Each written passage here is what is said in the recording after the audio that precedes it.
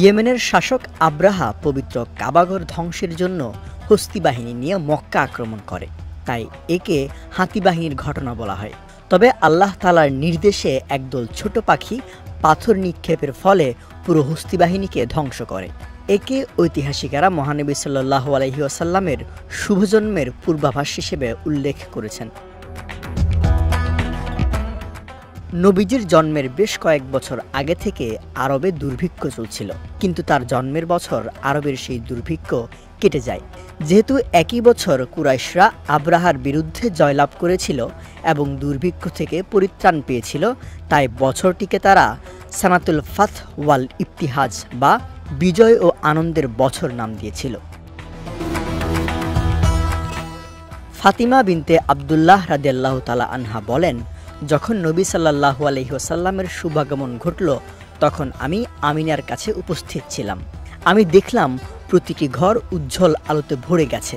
এও দেখলাম আসমানের তারকারাজি এত কাছে এসে গেছে যে আমার মনে হলো এই তারকা আমার উপর পতিত হবে। আবু উবামা রাদিয়াল্লাহু তাআলা আনহু থেকে বর্ণিত, রাসূল সাল্লাল্লাহু আলাইহি ওয়াসাল্লাম বলেন, আমি তোমাদের আমার প্রাথমিক বিষয় সম্পর্কে বলছি।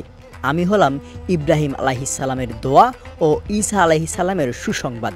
আমার মায়ের স্বপ্ন, যা তিনি আমাকে প্রসব করার সময় দেখেছিলেন, তা হলো এমন এক নূর উদ্ভাসিত হয়েছে যার দ্বারা আমার আম্মাজানের জন্য সিরিয়ার প্রাসাদও উজ্জ্বল হয়েছিল।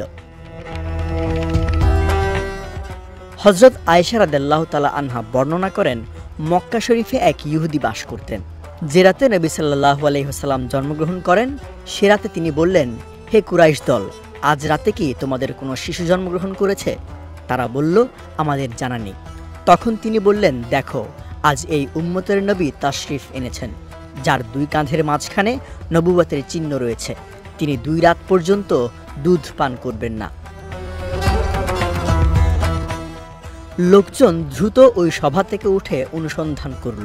জানা গেল যে আব্দুল্লাহ ইবনে আব্দুল মুত্তালিবের ঘরে একটি পুত্র সন্তান জন্মগ্রহণ করেছে।